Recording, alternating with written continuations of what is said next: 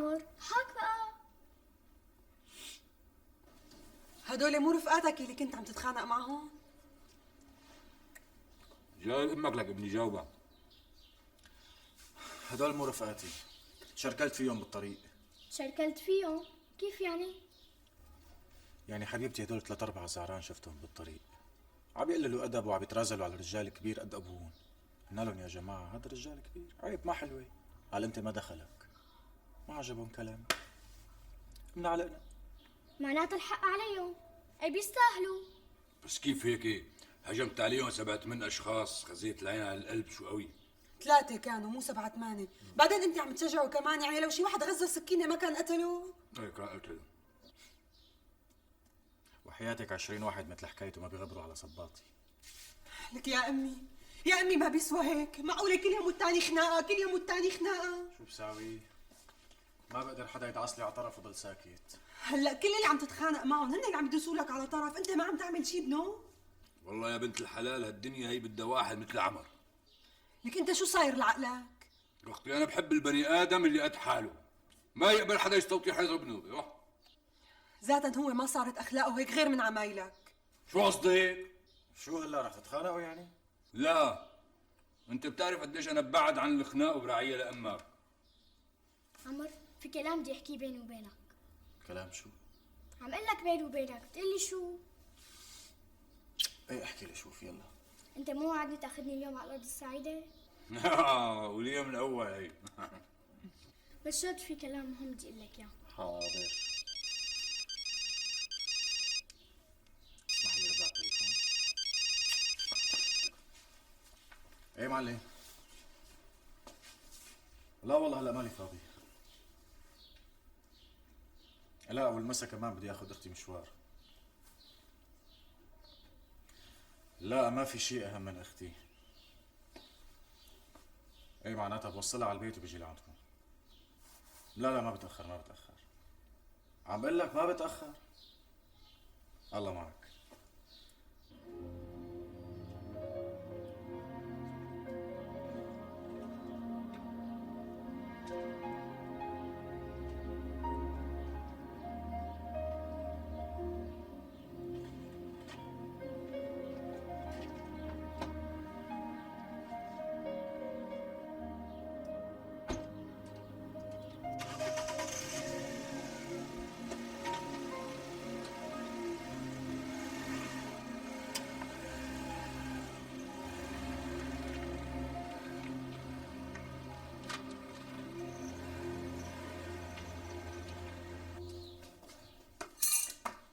يلا بسرعة حبيبتي. غيري ثيابك وجهزي بسرعة. كان عمي محظوظ محظوظ. نيالة على الاخ. هي متعلقه فيه وهو بحبها كثير. مزبوط، بيحبها قد ما بيكرهني. هلا عمرو بيكرهها؟ اي نعم، كأنه عرفان انه انا مو ابوه الحقيقي. اي لا، انت هيك بلشت تضيع. عمر ما بيكرهك، بس هو ما بتعجبه حياتك وما بيعجبه تصرفاتك. يعني انت صحيح بطلت المشروب بألف يا ويلا، بس تعلمت على الدخان. يعني طول النهار حاطط السيجاره بتمك، ولا شغله ولا عمله. اختي انا بدي اقعد هيك مرتاح بعد كل تعب هالسنين هي كلها. ايه صالح، بس انت لا تكر صحت ولا عجزت. يعني ما شاء الله صحتك عليك، لسه قاعد على الطال بطال. اي والله انا مره ما بقبل على حالي. لك شو بدك يعني اشتغل؟ نحن ليش بنربي الاولاد نصرف عليهم؟ مو لحتى نرتاح باخر عمرنا. ايوه، نسيت انك معتمد على شغل ابنك. لك انا على مين بدي اعتمد عيني؟ على الجيران؟ هذا ابني ومن واجبه يصرف على البيت وعلينا. دخلان، انت بتعرف شو بيشتغل ابنك؟ بعرف لك ما بعرف. شو؟ اعمال حره. متاكد صالح؟ منى، لا يكون في شيء بتعرفيه مخبيتيه علي. ها لا ما بعرف شيء مخبيته عنك، بس من زمان قلبي حاسسني انه لا بيشتغل بالتجاره ولا بالاعمال الحره. لكن بشو؟ لك شو بيعرفني ليش هو بيحكي بالاول؟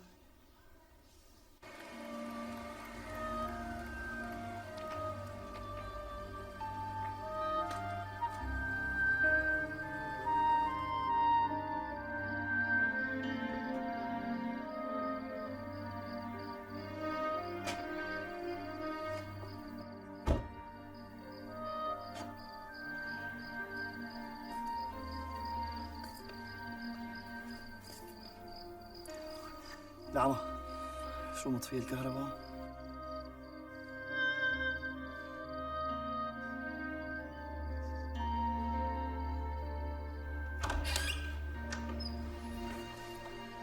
كل عام وانت بخير ماما.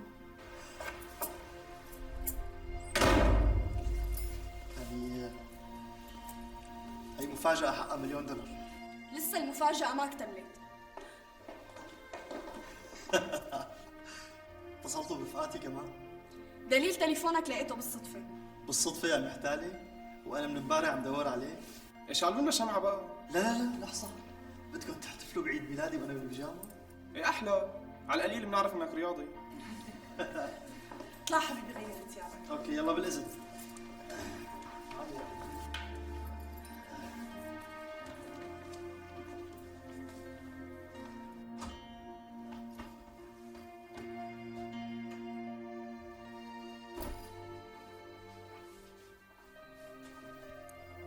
عجيب، راح الوجع فرد مرة. أكيد المفاجأة الحلوة هي اللي روحت الوجع.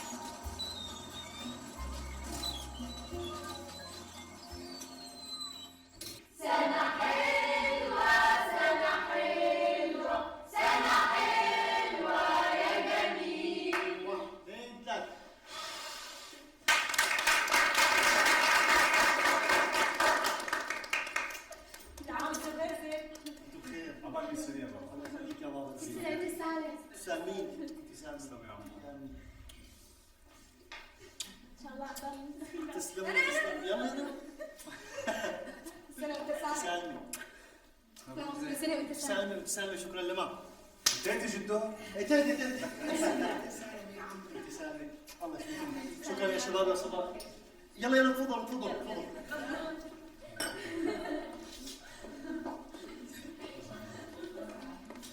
في شبك شوفي ماما. عادي ماما، بدك تطفي لي النار بقلبي وتقولي لي شبك. سلامة قلبك يا ابني.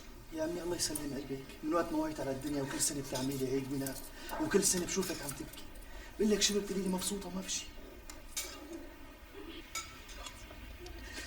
مزبوط.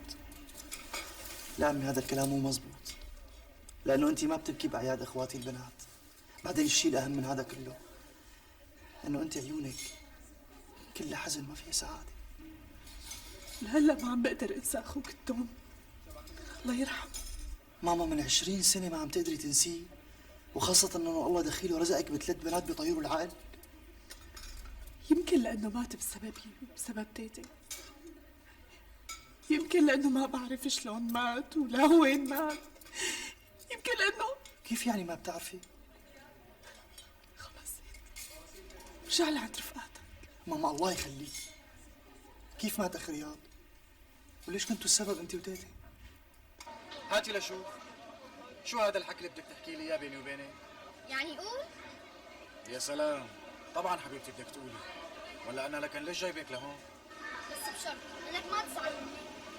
طيب ما رح ازعل. انا والله عم خاف عليك. من شو عم تخافي علي؟ من هالخنايا اللي عم تعملها كل يوم بالجامعة. هلا اليوم الظهر ما عم تتخانق، وهلا قبل شوي ممكن رح نتخانق اثنين وكل واحد منا قد الحياة. معقول تقدر له؟ حبيبتي الشغله مو بالعضلات، الشغله بالقلب. هون. انت لمين طالع؟ لا لابوك ولا لامك؟ نور، حبيبتي انت لساتك صغيره. اولا انا مالي صغيره، مو انت دائما تقول لي اني سابق سني؟ كثير. ما عم صدق امي، انت كانك عم تحكي لي قصة فيلم. في ام بتنسى هيك حادثة؟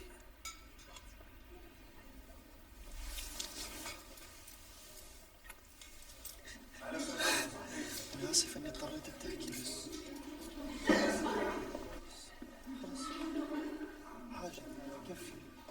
شو مطولين بالقعده هون؟ لا بابا جايين. بابا مو مشاني، مشان ضيوفك هدول رفقاتك اللي جايين يفرحوا فيك ويباركوا لك بعيد ميلادك. لو في امل. ماما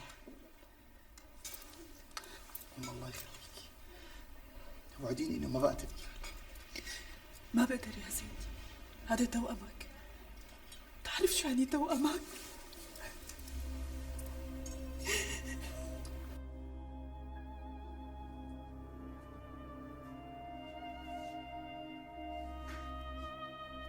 شو من امتى انتوا هون؟ هلا وهالدقيقة. والله كل مالك عم تصغر يا امي. مو بس عم تصغر وعم تحلى كمان. الله يخلي لي اياكم يا رب. يعني بدون مجامله، اللي بيشوفك مستحيل يفكر انك امي. ايه لانه ماما تزوجت على بكير، هيك هي قالت لي. يعني برأيك قديش حنلاقي بهالخزنة؟ يا سيدي إذا ما خاب ظني صيغة مرته لوحدها مو أقل من 1,000,000 ليرة. تخيل بقى هيك رجل شو ممكن يكون بخزنته. والخزنة يا حزرك وين حاططها؟ بأوضة النوم، وجوات الخزانة وقافل عليه. معناتها برهان بيك يا عنده ممنوعات مخبية يا أما في شيء خايف عليه كتير حتى حاطط الخزنة بقرني. هذا حديثنا. معناها أكيد فيها بلاوي. بلاوي مصبرة وحياتك يا أبو الروط. وأنت كيف عرفت وين مخبيها؟ صدفة؟ لا يا سيدي ما صدفة. مرة رحت لعنده على البيت مشان بيع قطعة ألماس كبيرة. الماسة كبيرة؟ لك سخرة لواحد صاحبي كان بده يبيعها. المهم اتصلت فيه قال لي تعال عندي على البيت. ايه رحت لعنده على البيت شافها عجبته كتير بس ما دفع لي السعر اللي بدي اياه. المهم مالك بطول السيرة قال لي اقعد اشرب قهوة لحتى فوت جيب لك المصاري. وأنت طبعا ما شفت القهوة. وانت قلتها. تركته لحتى طلع وانتظرت عليه شوي ولحقته على الهسة من غير ما يشعر فيني. شفت لك يا فات على اوضه النوم لحقته. فتحت الباب شوي شوي وتناولت. طالع مفتاح من جيبته وراح باتجاه خزانة الأواعي. قلت لحالي شيء معقول يكون مخبي مصاري بالخزانة؟ فتح باب الخزانة يا أبو الروط ما داري الخزنة كلها حاططها بخزانة الأواعي. ها شرف صاحبك. شرف صاحبي. قوم ضب لي هالضراب السخن اللي بيدك يلا.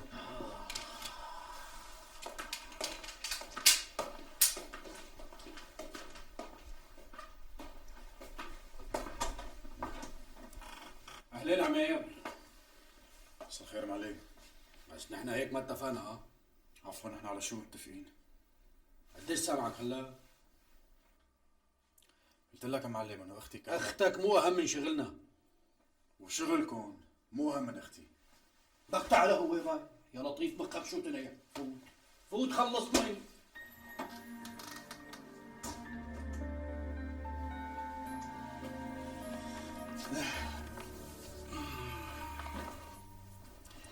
اول شيء عبال 100 سنه ان شاء الله يا بابا. إن شاء الله وأنت سالم دايم فوق راسي يا بابا. وثاني شيء ثاني شيء بتحب نبلش من الاخر؟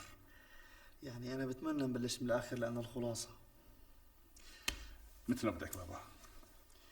يمكن ما راح تلاقي شيء جديد باللي راح احكيه هلا، هذا اذا ما خانتك الذاكره ونسيت. بس أنا يا بابا ذاكرتي نادرا ما تخونني. بابا انت عملت اللي بدك اياه وما قبلت تدرس طب.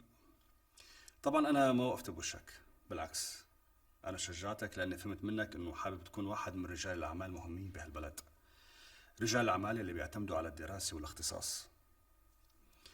اخذت الليسانس وبعدين الدبلوم والسنه هاي خلصت الماجستير بامتياز الحمد لله. واللي فهمته منك انه انت حابب تكمل دكتوراه، بس اليوم فاجأتني الماما انه انت عم بدور على شغل. ليش يا بابا؟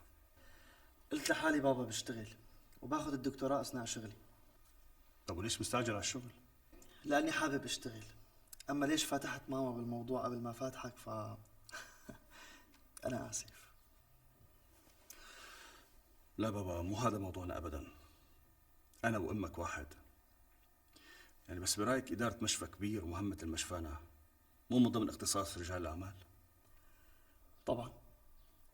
عال، لكن ليش ما بتسلم اداره المشفى من بابه لمحرابه، وانا بكون بين ايديك مجرد طبيب ومدير مشفى؟ يا سيدي ما بدي يكون مدير مشفى، انا مجرد طبيب. انا عمل هيك يا بابا لاني واثق انك رح تكرس كل جهدك ووقتك وذكائك لترفع من مستوى اكثر واكثر، خاصه وانه منافس بميدان الطب قوي كثير. والمشفى بعدين يا بابا الك مثل ما هو الي. بابا كل شيء قلته على عيني وراسي، وانت حقك كأب تفكر بهي الطريقه، بس انا حابب ابدا من الصفر. يعني بدي اكون مثلك ومثل جدي الله يرحمه. انت ما بكفي اشتريت لي سياره اخر موديل؟ انا بابا اذا بدي ابدا من الصفر لازم اعتمد على حالي. وبالمشفى رح تعتمد على حالك؟ مين قال لك انه انا رح ساعدك على ادارته؟ اقول لك وين الصح وين الغلط. انت مو بس ذكي بابا، انت موهوب، وانا ابدا. بابا حبيبي، انا المستشفيات ما بحبها يا سيدي، مو بس ما بحبها، بخاف فوت عليها. بعدين ريحه الادويه بتعمل لي دوخه وعالم واسعاف. بابا ببساطه انا نقطه دم ما بقدر اشوف. انت خليكي بمكتبك ولا تطلع لا تتجول لا بالاروقه ولا بالغرف. معقول انا ادير مشفى بدون ما اتجول باروقتها وبدون ما افوت على كل غرفه فيها؟ بعدين بابا انت حتكون كتير سعيد وقت بتشوف ابنك عم يشق طريقه لحاله، يعني بدون ما يعتمد على ابوه المليونير. واكيد اذا ما ذكرتك بشبابك رح ذكرك بشباب جده الله يرحمه اللي كنت تعتبره قدوتك الاولى. بعدين بابا انا رح ابقى معكم هون بالبيت طول العمر حتى لو تزوجت، يعني مثل ما انت بقيت ببيت جده. بس المهم انا اعتمد على حالي. لقيت شغل؟ عم دور بابا في شركات كثيره بالبلد، رح احاول اتوظف باحسنها طبعا الا ما لاقي، طالما شهاداتي موجوده معي. يعني المستشفى ما رح تفكر فيه ابدا، ما هيك؟ بابا خلص بابا، قوم نام. تصبح على خير. طمني بابا، كيف الشقيقة معك؟ والله يا بابا على حطة ايدك، يعني وقت بيجيني الوجع يا ساتر. صحيح بابا ما كان يلتقى ادويه غير المسكنات، يعني صحيح هي ما عم تعمل شيء بس يعني بركي بتفيد. سيدي انت كانك تعبان. يلا تصبح على خير بابا. شكرا على المفاجأة. الله يعافيك. والله ما كبرت يا زيد، راح ترفع راسي بين الناس. طيب شفت موديل الخزنه؟ شلون بدي اشوف موديلها؟ فوت على اوضه النوم واقعد بالخزانه يعني. وانت من امتى بيهمك موديل الخزن؟ ليش في خزنه بتصعب على اناملك الحرير؟ ايه نعم في، لكن ما في. اطمن، الخزنه ما فيها تكنولوجيا لسببين. السبب الاول انه عمك برهان بيك حاططها بالخزانه يعني مخفيه. والسبب الثاني انه هو رجال عتيق ما له مدير. وكيف بدك تطالعه من بيته لحتى فوت؟ هون حظك الحلو يا شاطر، البيت اللي فيه الخزنه فاضي، لانه برهان بيك شاري هذا البيت لبسطه والفرفشه تبعه من دون علم اهل بيته. لذلك وباعتبار انه ما بيثق باولاده وخايف منهم حط الخزنه بهذا البيت الفاضي. والمطلوب هلا بكل بساطه اني ارفع التليفون واقول له برهان بيك جايب لك بضاعه جديده، بتلاقيه حمل حاله وراح، يعني فضي لك البيت تماما. طيب انت متوقع الخزنه تكون مليانه؟ راح تشوف بعينك. لانه يعني الخزنه اللي فتحناها المره الماضيه كانت فاضيه معلومك. لا اطمن، هاي مضمونه بالمية مية. بتجيب كل شيء ها؟ ما بتخلي شيء غير الورق اللي مو لازمنا. ولا تنسى انه بضبط الشرطة بيعملوا كشف بالمسروقات اللي بلغ عنا برهان بيك، مو مشان شيء، مشان تكون الاسمة عادلة بيناتنا. يا سيد راضي هي مو اول مره بتخوني فيها، وانا بصراحه بخاف. ايه بخاف اني ما عود اتحملك بعدين. لا بدك تتحملني. بتتذكر سنسال الذهب الثقيل اللي بلغ عنه الصايغ؟ ما شفناه بين المسروقات. لانه انا قلت انه ما كان من ضمن المسروقات. طيب خلصنا راضي؟ خلصنا بقى. عمير منا وفينا، وانا بثق فيه مثل ما بثق بحالي. معلش بس من امتى كانت القسمة عادلة بيناتنا؟ يعني عفوا انتوا عم تاخدوا 4 أخماس وتتركوا لي 5. لانه نحن اللي عم نجيب لك الرزق، نحن اللي عم نتعب، وانت قاعد على البارد المستريح عم نفكر ونخطط ونراقب ونظبط لك كل امورك، وحضرتك شو؟ مثل الامير برنس، بتفوت على البيت بتقش وبتمشي. وإذا مسكت؟ ما هلا عم نقول نحن اللي عم ندرس ونخطط ونتعذب، وحضرتك شو؟ الشمام هوا وقطاف ورد. امتى بيكون البيت فاضي؟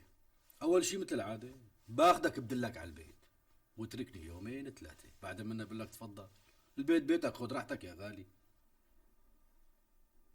ماشي الحال، ماشي الحال.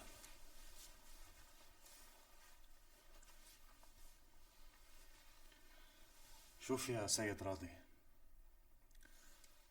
أنا كرامة للمعلم عبود عم غض نظر عن تلميحاتك، بس أنت بتعرفني كتير منيح. أنا مالي صبور بنوب بنوب بنوب. خاطركم.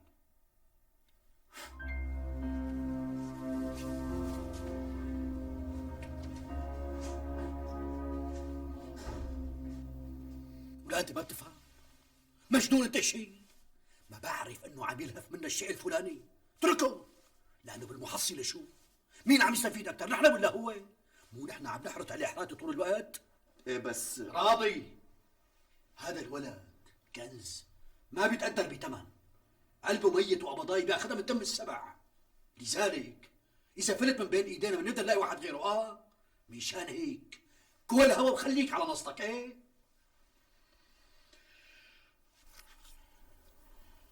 تيتي، شو بهم بابا وماما ما كانوا رايقين ليلة امبارح؟ ما طلبتي مني انتي واختك اني انا اللي اسال؟ ليش التجاوزات؟ مو بس بابا وماما تيتي، كمان زيد ما كان على بعضه. كمان زيد؟ بذمتك تيتي ما انتبهتي؟ لا والله يا تيتي ما انتبهت، اصلا انا ما قعدت لاخر الحفله، تعبت، حطيت راسي ونمت. يا تيتي يعني بالنهار ما تخانق حدا مع حدا؟ ومن امتى ابوكي وامك بيتخانقوا؟ انا قصدي انه يكون زيد سبب الخناق بيناتهم، لانه هو كمان كان متوتر. طمنوا ما في شيء بخوف. انا فتت لعند زين على غرفته وقال لي انه كانوا زعلانين لانه تذكروا موتة اخونا رياض باعتبارهم كانوا توم. صحيح مزبوط تيتي، وخاصة امكم كل عيد ميلاد لزيد لازم تبكي. وزيد كمان كان متضايق. اذا هيك بسيطة، قومي هدى يلا تأخرنا على المدرسة. مين عليك يا هيفاء، بتفيقي على راحتك وبتلبسي على راحتك، مو مثلي انا واختك. اختك السنة الجاي رح تكون بالجامعة، العطر عليكي يا مسكينة مطولة. لساتك عم تداومي مستشفى ابوك هيفاء؟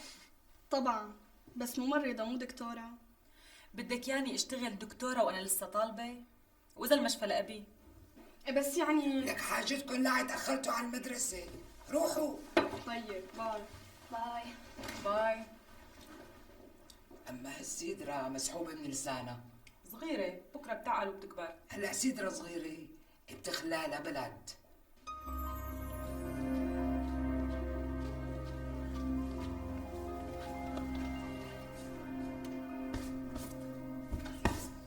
دخان من الصبح. انت ليش ما رحتي على المدرسة وليه؟ اول حصة عندها فراغ.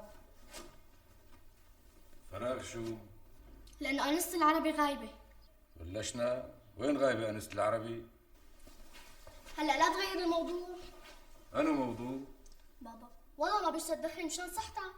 هلا وقت بتبلع الدخان شو بيساوي بمعدتك؟ يا حبيبي قصدك بصدره ماما، بصدره. بعدين ريحة دخانك مو حلوة بتدوي. روح نوشي وليه؟ روح نوشي. لا تعيط عليها صالح، البنت معها حق. ما دخلها. ماما وين قلمتي؟ بتكوني نسيانتيها بأوضة أخوكي، حاكي ما بتدرسي غير هنيك أنتي. أول شي دورت بأوضته ما لقيتها. هلا أنا بدور لك عليها. طيب سوي لك قهوة ماما؟ هلا المنيحة بدها سؤال، يلا قومي. وأنا كمان اعملي لي فنجان قهوة معي. ليش الشاي مو أطلب مع السيجارة؟ ليك خلص نور، عيب. فاق أخوكي؟ غرقان بسابع نومي، نكت غرفته نكت وما حس علي.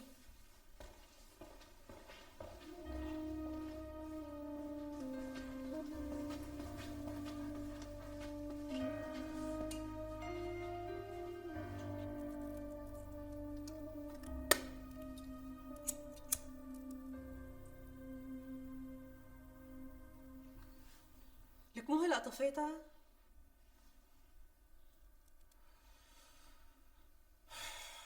ليش المحروسة بنتي خلتني اتهنى بالاولانية. صالح عيونه.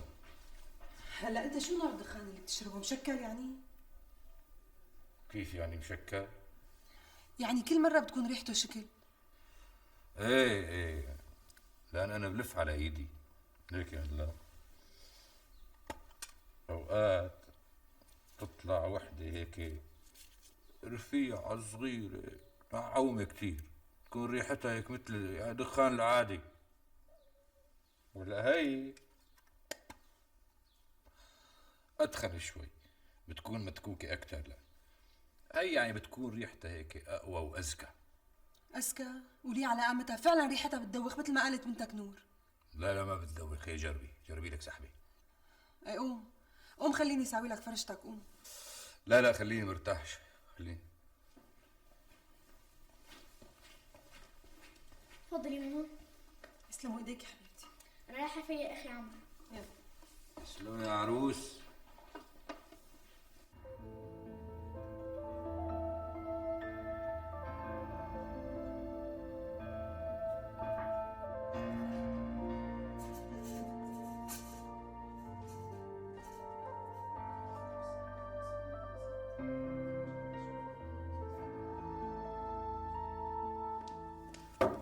دكتور عماد. اهلين دكتور عمران. المريض ابو فايق عم يطلع دمه كل ما لها حالته لورا. الدكتور اسماعيل شافه؟ دكتور اسماعيل بغرفة العمليات.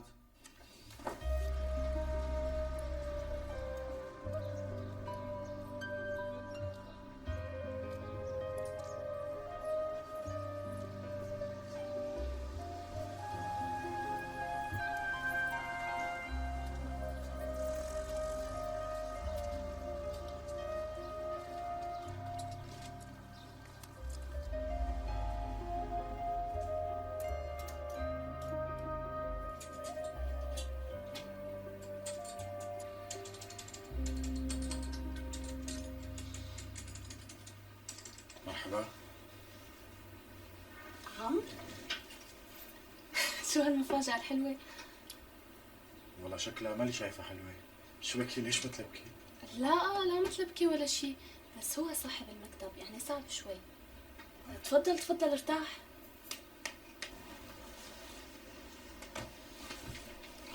بدك يعني احكي مثلك؟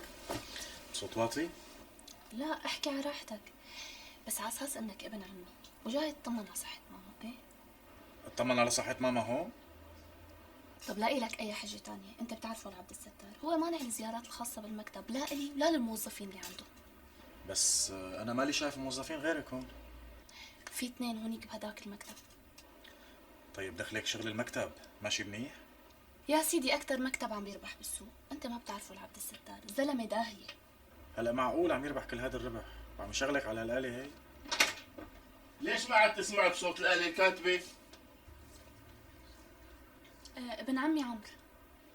أهلا وسهلا، تشرفنا. أهلين أهلا وسهلا فيك. يمكن هي أول مرة بتشرفنا على المكتب. إيه والله، بس اليوم اضطريت مر لعندكم على المكتب يعني بس مشان أطمن على بنت عمي. وشلون شفت لي إياها؟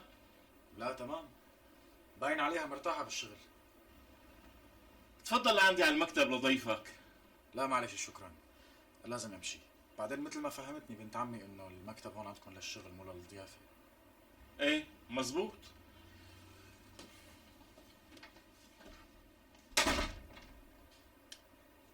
شو؟ انزعج معه؟ لك يقطع عمره، شو ثقيل وغليظ. إذا ثقيل وغليظ ليش عم تشتغلي عنده؟ ليش أنا لقيت شغل عند واحد أحسن منه؟ طيب شو رأيك اليوم نطلع أنا وياكي مشوار؟ اسمه الطقس حلو كثير اليوم. لا اليوم ما بقدر أتأخر على البيت. ما قلت لي كيف أخيرا خطر على بالك وتجي على وظيفتي؟ أنا من زمان حابب أتعرف على مكان عملك وهلأ إجا على بالي زورك. ضايقتي؟ شو هالحكي عمر؟ عكل إذا لقيت حالي اليوم المسا فاضية بتصل فيك وبطلع أنا وياك. ماشي،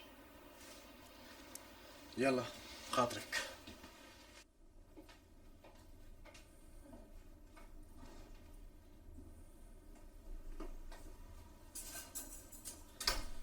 اهلا وسهلا سيد زيد. مرحبا استاذ، كيفك؟ اهلا بيك، تفضل ارتاح. شكرا. انا اسف اني اخرتك، بس كان في مسائل مستعجله لازم تنحل، ومع هيك ما انحلت. مثل ما فهمت منك بالتليفون هديك المره انك ما اشتغلت بعد ما تخرجت. لاني السنه اخذت الماجستير، يعني قبل شي 4 اشهر بس. ممكن نشوف معدل علاماتك بالدبلوم والماجستير؟ ايه طبعا.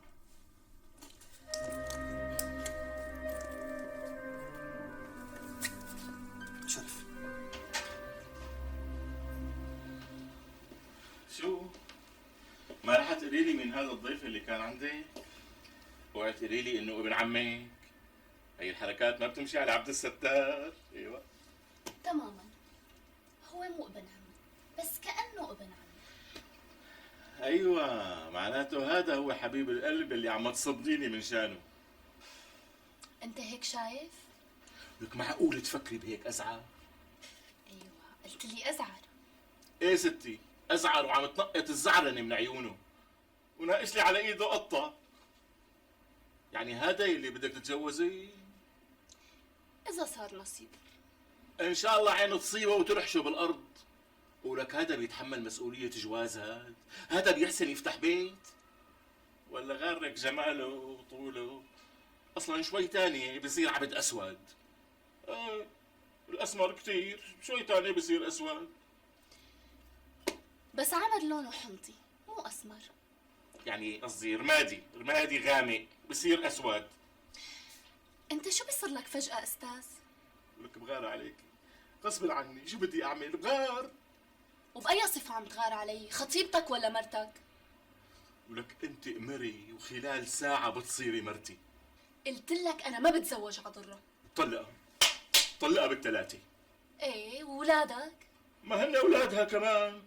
لك انت وافقي وبالحش لها اياهم. بس انا ماني خرابة بيوت. لكان نتزوج وبخليها عندي وانت ببيت الجديد وهي ببيتها القديم المهرهر. يعني الزواج معلن مو سري. يعني انت الاساس وعلى الراس كمان. بعتقد انه ما فيني اخدمك. ما حيمشي الحال استاذ. الراتب قليل؟ لا ابدا، مو قضيه راتب، بس طبيعه الشغل اللي بدك تسلمني اياها حضرتك هي اللي اقل من طموحي. الطموح بيتنامى مع الشغل. صحيح استاذ، بس انت هيك حضرتك رح تخليني ابدا من تحت شوي، وانا المخزون اللي عندي بخليني ابدا من اعلى من هيك. غير اذا انت حضرتك ما اقتنعت بالمؤهلات من خلال النقاش اللي صار بيناتنا. لو ما اقتنعت فيك ما قلت لك استلم وظيفة من اول الشهر. انا شاكر فضلك. صدقني انا كثير حابب يكون عندنا موظف مثلك بالشركة، لكن انا ما بقدر اتجاوز قوانين الشركة ولا بقدر اتجاوز الموظفين القدامى اللي عندي. صحيح انا مدير الشركة، بس مثل ما قلت لك في عندنا قانون ماشيين عليه. يا سيدي انا مقدر لطفك وممنونك مرة ثانية. على كل نفكر معك من هون لاخر الشهر ان شاء الله. شكرا لك. الله معك. يلا عن اذنك. مع السلامة.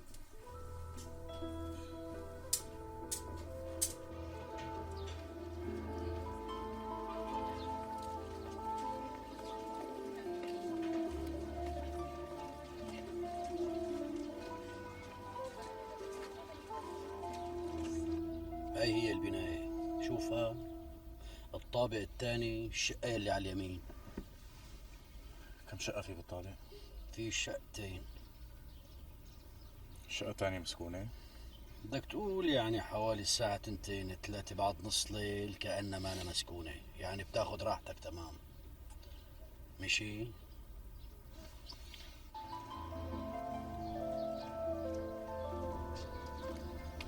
يا الله على هالانسر شو بسيطة محلوة. يعني بتشرح الدرس وكأنه بس بدها تمشي. اوعي تقولي لي انك ما فهمتي درس الرياضيات اللي اخذناه اليوم. 3/4 المسألة ما فهمتها. لما شو رأيك تيجي معنا على البيت تفهميني الدرس؟ ليش؟ بيتي اقرب، وبالمرة بتفهميني الدرس العربي اللي اخذناه اليوم، لانك انت كمان لبلب بالعربي. هدى، شو رأيك روح اقعد عندها شي نص ساعة وبعدين برجع على البيت؟ بدون ما تقولي لامك؟ قولي لها انت. نص ساعة ما بتكفي، تتغدي عندي. لا لا، اما ما بتقبل. خلص بلا ما اتغدى عندها، ساعة زمان بكون بالبيت. شرفي.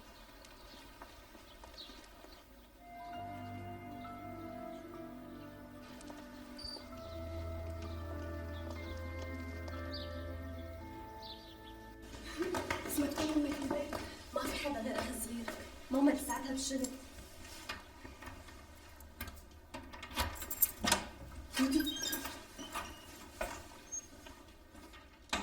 انا ما قلت لك انه بتكون رجلك على رجلها بالروحه وبالرجعه؟ انت ما بتفهمي؟ يا ماما انا قلت لك انه تجي على البيت بتاخذ الاذن واذا سمحت لها بتروح. يا ماما بس لما على طول تدرس عنا بالبيت هي وسيدرا.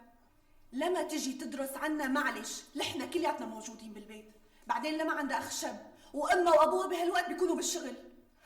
ماما معقول تفكري هيك تفكير؟ يلي ما بيفكر ما بيسلم. هو اختك سيدرا ما شاء الله عليها طايشه وما حدا قدها. لا تطولي، لازم تكوني هون قبل ما ترجع ماما من الشغل. اكيد ابقي سلمي لي على خلوي. والله يا ابني اذا بتمسك شغل ابوك بالمستشفى احسن لك واحسن له واحسن النا كلياتنا. هلا انت لايمتى بدك تضلي اكلي همي امي؟ لانه مو معقول يكون ابوك الدكتور عماد صائب وانت داير لي من شركه لشركه عم تلف على شغل. ايه صحوا المعترين. طيب اذا قلت لك انه امبارح انا وبابا قعدنا واتفقنا وحلينا المشكله، بيهدى بالك؟ وكيف حليتوها؟ اني ضل دور على شغل. شلون؟ وبابا اقتنع ومشي الحال. بابا ما اقتنع، بس انت اللي راسك يابس. اوكي.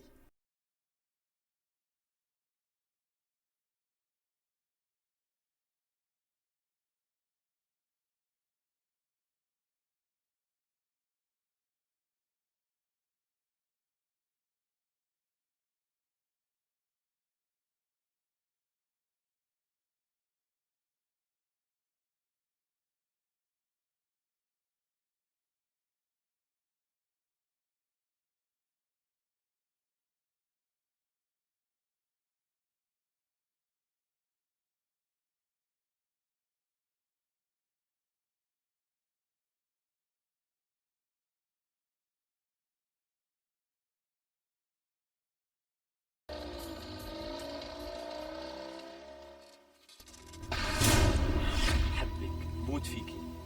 وقلت لي انه انا اول حب بحياتك. واخر حب بحياتك. ايه بس انا سمعت انك انت واحد خباص. مو خباص، بس بصراحة يعني أول طلعتي تعرفت على كام بنت، بس ما حبيت حدا منهم. قلت لحالي ما في غير أضرب فريم ودور على بنت تناسبني وناسبها. دورت بس ما لقيت، وهيك لحد ما شفتك مع أختي لما. قمت قلت لحالك هي اللي عم دور عليها؟ أبداً، وحياتك حسيت إنه قلبي نط من صدري. نط؟ لك نط وطلع وراح لعندك. حكيك حلو ما بو شي. بتظني إني عم بالغ؟ ما معلش، نحن قد ايه صرنا بنعرف بعض؟ 2 شهر تقريبا. ولهلا ما تأكدتي إني بحبك؟ ما في مشكلة، على كل بكرة الأيام بتعرفك مين هو لؤي. يعني مثلا إذا نحن حبينا بعض ما بتروح عينك لبرا؟ لك إن شاء الله بتنقلع عيوني. لؤي عن جد أنا حبيتك من قلبي، إذا خدعتني أنا بموت. لك سلامة عمرك يا قلبي، بموت وراكي. لؤي أنا عم بحكي جد. وأنا عم بحكي عن جد. شوفي فادية، قال له بتعرفه؟ قال له بعرفه. قال له جربته؟ قال له لا. قال له لك ما بتعرفه. يعني أنت لك أنا وقعت وما حدا سمع لي. حطي رجليك بمي باردة. وإذا طلعت المي عم تغلي؟ كون ابن حرام.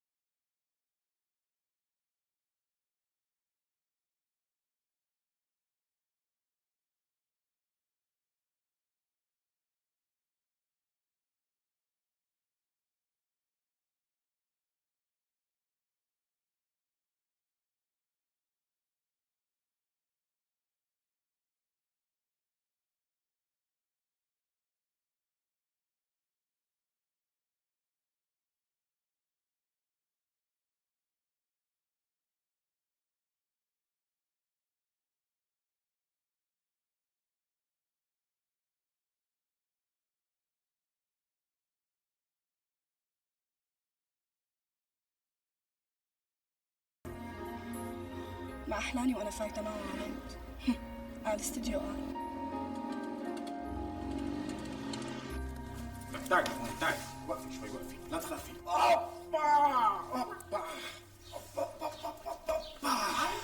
اوعى توقعها الله يخليك، بتقوم توقع منك. ايش هو حيفلتني لأوقع؟ انا ما راح فلتك، بس رح اركض فيكي.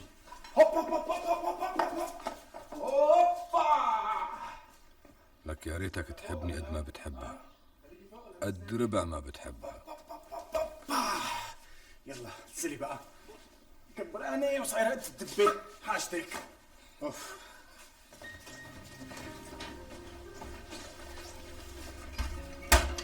يلا باي. الله معي.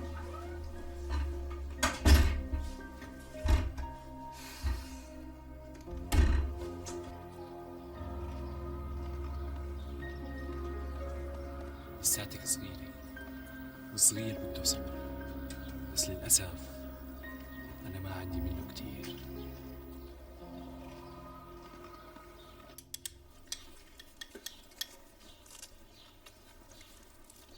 ليش ما جبت لنا هريسة؟ شلون ما جبت لكم؟